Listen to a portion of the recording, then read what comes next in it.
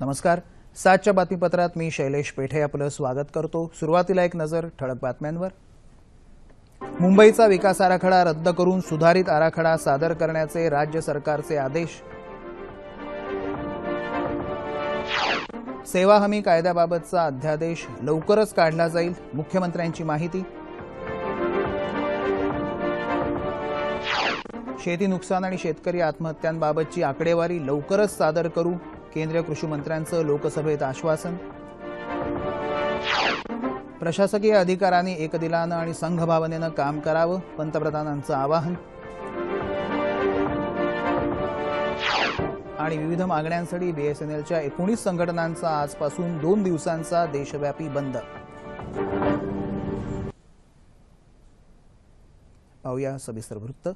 मुंबईचा विकास आराखडा बदलून 4 महिन्यात सुधारित आराखडा सादर करण्याचे निर्देश आज राज्य मंत्रिमंडळानं महापालिकेला दिले. मुख्यमंत्री देवेंद्र फडणवीस यांनी मुंबईत पत्रकार परिषदेत ही माहिती दिली. सध्याच्या विकास आराखड्याबद्दल खूप तक्रारी आल्या होत्या, त्यामुळे मुख्य सचिवांच्या अध्यक्षतेखाली या संदर्भात समिती नेमली होती. समितीनं विकास आराखड्यातल्या त्रुटी दूर करून सुधारित आराखडा मांडावा असं मत मांडलं.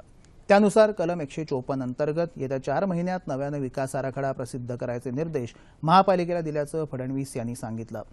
त्यानंतर त्यावर सूचना हरकती मागवता येतील. दरम्यान 4 महिन्याच्या कालावधीत सध्याच्या विकास आराखड्याचा गैरवापर होऊ नये याची चोख व्यवस्था केल्याचंही मुख्यमंत्री म्हणाले. सेवा हमी कायद्याबद्दलचा अध्यादेश लवकरच काढण्यात येईल. त्याचप्रमाणे व्यावसायिक अभ्यासक्रम शुल्क नियामक प्राधिकरण स्थापन करण्यात येईल असंही मुख्यमंत्र्यांनी सांगितलं. सगळ्या सरकारी वैद्यकीय महाविद्यालयातल्या भौतिकोपचार शाखेच्या स्नातकोत्तर विद्यार्थ्यांना विद्यावेतन दिलं जाईल असंही मुख्यमंत्र्यांनी आज स्पष्ट केलं.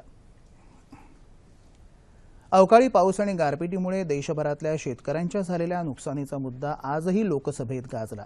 देशातल्या 14 राज्यात अवकाळी पावसामुळे झालेल्या नुकसानाची माहिती देताना कृषी मंत्री राधामोहन सिंह यांनी महाराष्ट्रात 3 शेतकऱ्यांनी आत्महत्या केल्याचा उल्लेख केला होता. या वक्तव्यावर काँग्रेसनं तीव्र आक्षेप नोंदवला. आजही सभागृहाचं कामकाज सुरू होताच खासदार अशोक चव्हाण यांनी हा मुद्दा लावून धरत सरकारनं योग्य आकडेवारी द्यावी अशी मागणी केली. सरकारनं नुकसानग्रस्त शेतकऱ्यांना कर्जमाफी द्यावी अशी मागणीही चव्हाण यांनी केली. शेतकरी आत्महत्या प्रकरणी केंद्र सरकार दिशाभूल करत असल्याचा आरोप चव्हाण यांनी केला. त्यावर उत्तर देताना राज्याकडून आकडेवारी आल्यानंतर सरकार सविस्तर माहिती जाहीर करेल अशी माहिती कृषी मंत्र्यांनी लोकसभेत दिली. शिवसेनेचं मुखपत्र असलेल्या सामना दैनिकात मुस्लिमांविषयी आलेल्या काही आक्षेपार्ह लेखांचा मुद्दाही आज लोकसभेत चांगलाच गाजला. सामना दैनिकावर बंदी घालावी अशी मागणी काँग्रेस नेते मल्लिकार्जुन खरगे यांनी केली. त्यावर उत्तर देताना केंद्र सरकार जाती, धर्म, पंथ या आधारावर कुठलाही भेदभाव करत नाही आणि अशा प्रकारच्या भेदभावाला प्रोत्साहनही देत नाही असं स्पष्टीकरण राजनाथ सिंह यांनी दिलं. नेताजी सुभाषचंद्र बोस यांच्या घरावर पाळत ठेवल्याचा मुद्दाही आज लोकसभेत उचलला गेला. या हेरगिरीमागची कारणं सरकारनं जाहीर करावी अशी मागणी तृणमूल काँग्रेसचे खासदार सुगातो बोस यांनी सभागृहात केली. नेट न्यूट्रॅलिटीविषयी शून्य काळात झालेल्या चर्चेदरम्यान देशात नेट न्यूट्रॅलिटी लागू करावी अशी मागणी कम्युनिस्ट पक्षाचे खासदार एम.बी. राजेश यांनी केली आहे. आपत्ती ही इष्टापत्ती समजून काम केलं तर आश्चर्यकारक परिणाम घडून येऊ शकतात असं मत पंतप्रधान नरेंद्र मोदी यांनी व्यक्त केलं. आज नवी दिल्लीत नागरी सेवा पुरस्कारांचं वितरण करताना पंतप्रधान बोलत होते. आपल्या क्षमता विकसित करणं हे मोठं आव्हान आपल्यापुढे आहे, पण आपण सगळ्यांनी संघभावनेनं आणि एकदिलानं काम केलं तर आपल्याला अशक्य काहीही नाही. आयुष्यात नुसते ताणतणाव असतील तर आपल्याला काहीच प्रगती करता येणार नाही. विशेषतः राष्ट्राच्या बाबतीत ही गोष्ट सगळ्यांनीच लक्षात ठेवण्याजोगी आहे. आजपासूनच दृढ संकल्प करून राष्ट्रोद्धाराच्या कार्याला सुरुवात करा असं आवाहन पंतप्रधानांनी आज यावेळी केलं. भारतीय रेल्वेच्या मालवाहतूक व्यवस्थेत सुमारे 4,000 कोटी रुपयांचा घोटाळा झाल्याचा संशय सीबीआयनं व्यक्त केला आहे. मालाची वाहतूक करताना वजनमापांमध्ये केलेल्या नोंदीत गडबड असल्याचं सीबीआयनं केलेल्या प्राथमिक तपासात निष्पन्न झालं आहे. या प्रकरणाचा तपास करण्यासाठी तपास अधिकाऱ्यांनी गेल्या काही दिवसात देशभरातल्या माल तपासणी आणि वजनमापक केंद्रावर छापे घातले. त्यावेळी प्रत्यक्षापेक्षा कमी वजन दर्शवणारी मापक यंत्रे अनेक केंद्रावर असल्याचंही लक्षात आलं. सूत्रांनी दिलेल्या माहितीनुसार या सर्व केंद्रावर मालवाहतुकीत झालेला घोटाळा हा अंदाजे 4,000 कोटी रुपयांचा आहे. सीबीआय लवकरच या प्रकरणी खटला दाखल करणार आहे. या प्रकरणातलं सत्य बाहेर काढण्यासाठी रेल्वे प्रशासन सीबीआयला पूर्ण मदत करेल अशी माहिती रेल्वे प्रवक्त्यांनी दिली आहे. नवी मुंबई आणि औरंगाबाद महानगरपालिका तर बदलापूर, अंबरनाथ आणि नांदेड जिल्ह्यातल्या भोकर या नगरपालिकेच्या निवडणुकीसाठी उद्या मतदान होणार आहे। या पार्श्वभूमीवर निवडणूक तयारीचा घेतलेला हा आढावा।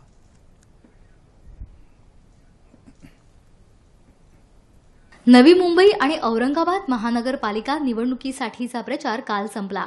उद्या या दोन्ही ठिकाणी मतदान होणार आहे, तर परवा 23 तारखेला निवडणुकांचे निकाल जाहीर होतील। नवी मुंबई महापालिकेत 111 प्रभागांसाठी प्रस्थापित राजकीय उमेदवारांसह 568 उमेदवार रिंगणात आहेत। निवडणुकीत राष्ट्रवादी काँग्रेस विरोधात प्रथमच शिवसेना, भाजपा, रिपब्लिकन पक्ष एकत्र रिंगणात उतरले आहेत। महिलांसाठी 50% जागा राखीव असल्यानं निवडणूक प्रचारात महिलांचा उत्साह मोठ्या प्रमाणावर दिसून आला। औरंगाबाद महापालिका निवडणुकीत शिवसेना भाजपाची युती झाली असून 113 प्रभागात शिवसेना 69 तर भाजपा 43 जागांवर लढत आहे। काँग्रेस आणि राष्ट्रवादीत आघाडी नसल्यामुळे काँग्रेस 108 जागांवर लढत असून 5 अपक्ष उमेदवारांना त्यांनी पुरस्कृत केलं आहे, तर राष्ट्रवादी 88 जागांवर लढत आहे। MIM या पक्षानं 60 जागांवर आपले उमेदवार दिले आहेत। औरंगाबादमध्ये 952 उमेदवार आपलं भविष्य आजमावत आहेत। बदलापूर आणि अंबरनाथ नगरपालिकेच्या निवडणुकीसाठीचं मतदानही उद्या होणार आहे। अंबरनाथच्या 57 पैकी 3 प्रभागांमध्ये निवडणूक बिनविरोध झाल्यानं 54 प्रभागात निवडणूक होत आहे। या जागांसाठी 316 उमेदवार रिंगणात आहे। या निवडणुकीत शिवसेना, भाजपा, काँग्रेस, मनसे स्वबळावर तर राष्ट्रवादी आणि रिपब्लिकन पक्ष आघाडीद्वारे लढत आहेत। बदलापूरमध्ये 47 पैकी 5 प्रभागांमध्ये बिनविरोध निवड झाली आहे, त्यामुळे उर्वरित 42 प्रभागात निवडणूक होत आहे।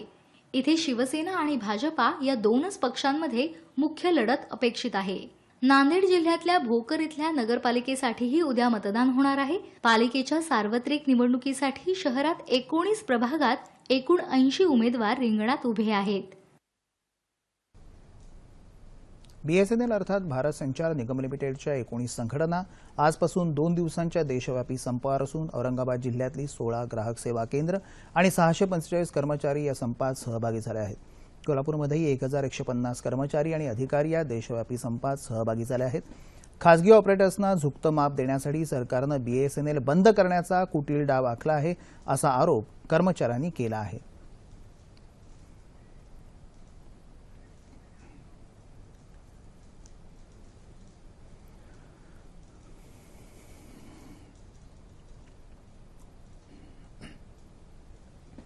आज वेळोवेळी BSNLचं खच्चीकरण करून प्रायव्हेट कंपन्यांना पुढे आणण्यासाठी सरकारचं हे धोरण आहे आणि कंपनी बुडवण्याचं धोरण, या धोरणाचा प्रखर विरोध करून BSNL कंपनी वाचवण्यासाठी आजचा 2 दिवसाचा देशव्यापी संप आयोजित केलेला आहे।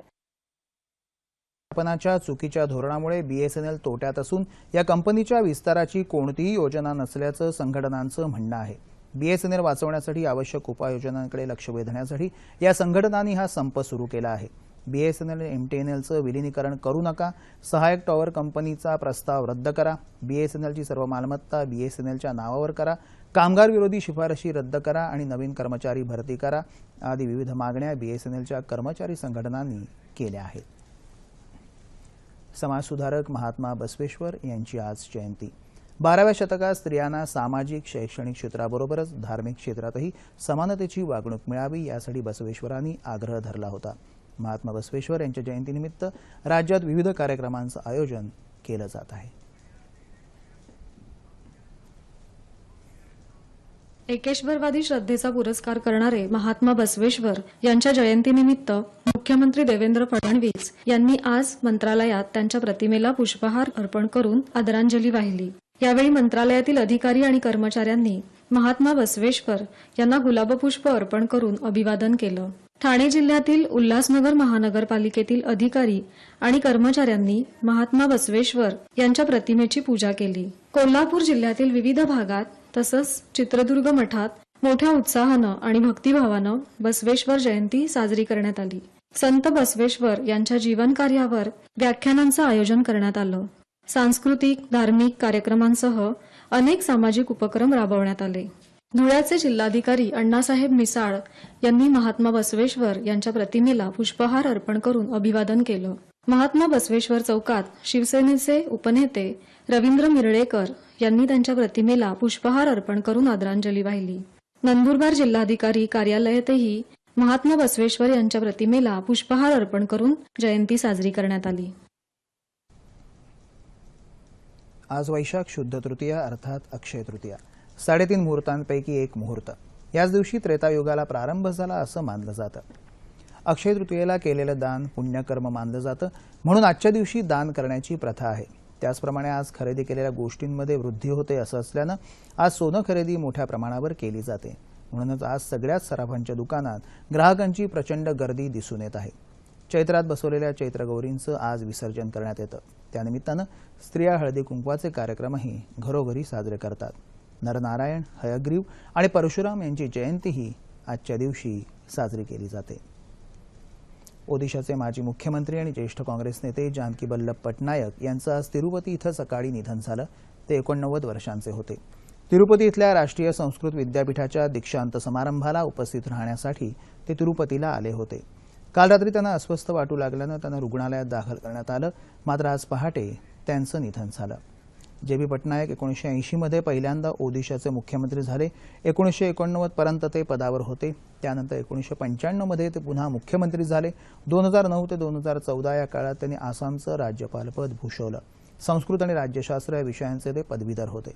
पंतप्रधान नरेंद्र मोदी यांनी पटनायक यांच्या निधनाबद्दल दुःख व्यक्त केलं आहे. हवामान.